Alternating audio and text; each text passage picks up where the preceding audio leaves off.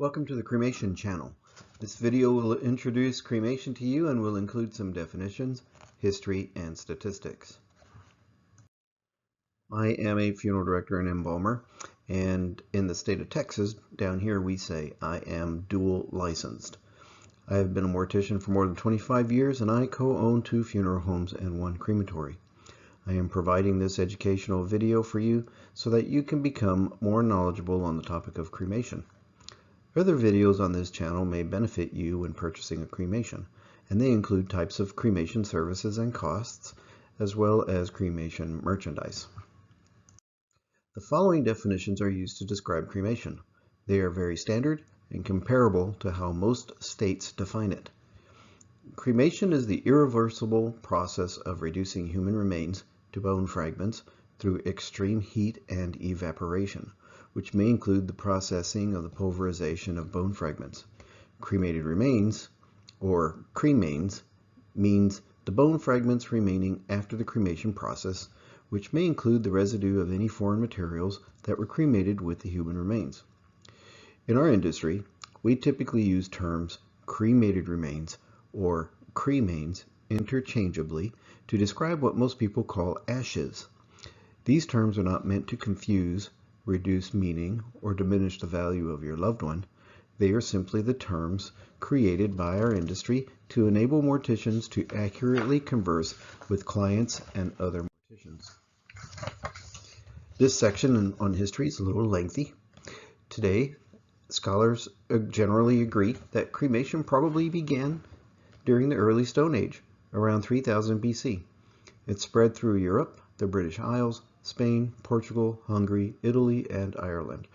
Around 1000 BC, cremation became part of the Grecian burial custom. It was the dominant method of disposition by 800 BC and was encouraged for health purposes.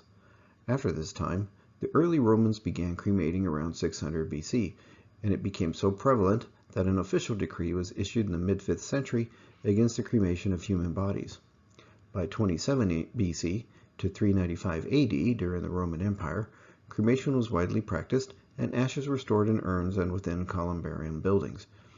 Cremation was rare with the early Christians, who considered it pagan, and in the Jewish culture, where traditional sepulchral entombment was preferred. But by 400 AD, as a result of Constantine's Christianization of the empire, earth burial had completely replaced cremation except for rare instances of plague or war, and for the next 1500 years remained the accepted mode of disposition throughout Europe. Modern cremation only began about 100 years ago, after years of experimentation into the development of a dependable chamber. Professor Brunetti of Italy perfected his model crematory machine and displayed it at the 1873 Vienna Exposition. The cremation movement then started almost at the same time on both sides of the Atlantic. In the British Isles, the movement was fostered by Queen Victoria's surgeon, Sir Henry Thompson. Concerned with hazardous health conditions, Sir Henry and his colleagues founded the Cremation Society of England in 1874. The first crematories in Europe were built in 1878 in Woking, England, and Gotha, Germany. In North America, although there had been 2 recorded instances of cremation before 1800, the real start began in 1876 when Dr. Julius Lemoyne built the first crematory in Washington, Pennsylvania. In 1884, the second crematory opened in Lancaster, Pennsylvania, and was true of many of the early crematories. It was owned and operated by a cremation society. Other forces behind early crematory openings were Protestant clergy, who desired to reform burial practices, and the medical profession concerned with health conditions around early cemeteries. In 1963, the Catholic Church authorized cremation. Crematories soon sprang up in Buffalo, New York, Pennsylvania, Cincinnati, Detroit, and Los Angeles.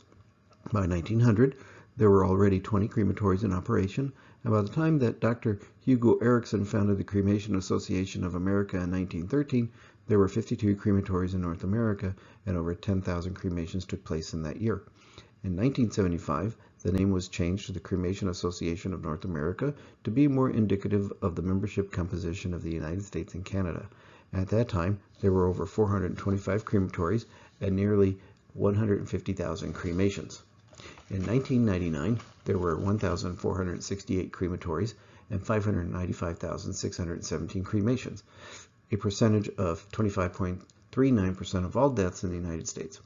By 2019, there were over 3,000 crematories and over 1.5 million cremations, and 54.6% of deaths in the United States were handled through cremation.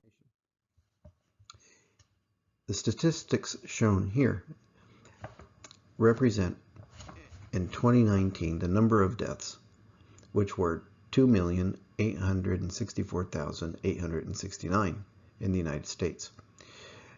In 2020, there were 3,358,967 deaths.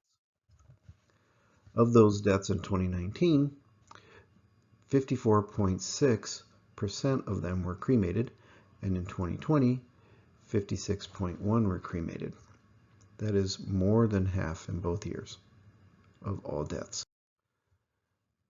This slide, 2019 top and bottom states by percentage. These tables show that the state with the most cremations is Nevada and the lowest Mississippi. You can see that the top 10 states create more than 72% of their deaths, and the lowest 5 states range from 27% to 40%.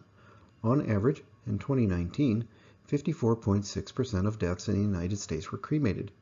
If you are considering cremation for yourself or a loved one, unless you are in the bottom 5 states, chances are your choice will be in the majority where you live. Typically, cremation takes about 1.5 hours, and the heat may reach up to 1,800 degrees. Weight of the body, gender, time of day, and the container used for cremation all affect how long it takes to cremate the human body. The body is usually cremated in a fiberboard or cardboard container, sometimes a light or wood casket, and once in a great while a metal casket. Strict identification procedures are followed, including identification tags and a log system. This is required in some states to ensure the family receives the correct cremated remains back from the crematory. Chain of custody of the body is imperative. Most funeral homes do not own their own crematory and will contract with the local crematory to perform the actual cremation. This is not a bad or unsafe process. Crematories are an expensive and complicated startup business, and most funeral homes prefer to contract the cremation out to private crematories. Sometimes a cremation may take a couple of weeks to occur. This is usually not due to funeral home inadequacy, but rather to bureaucracy.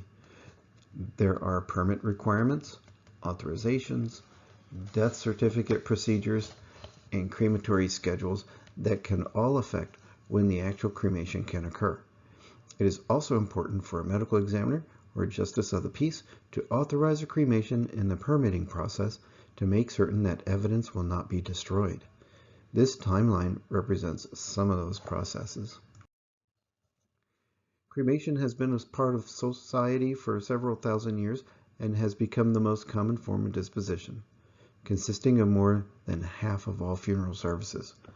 The cremation process is a little challenging for funeral homes, where strict requirements are required to ensure that evidence is not destroyed and that the family receives the correct ashes back. With the increasing cremation trend in the United States, you can expect cremation to be the dominant form of disposition far into the future. Thank you for watching this video. If you have any questions, please feel free to make a comment. Thank you.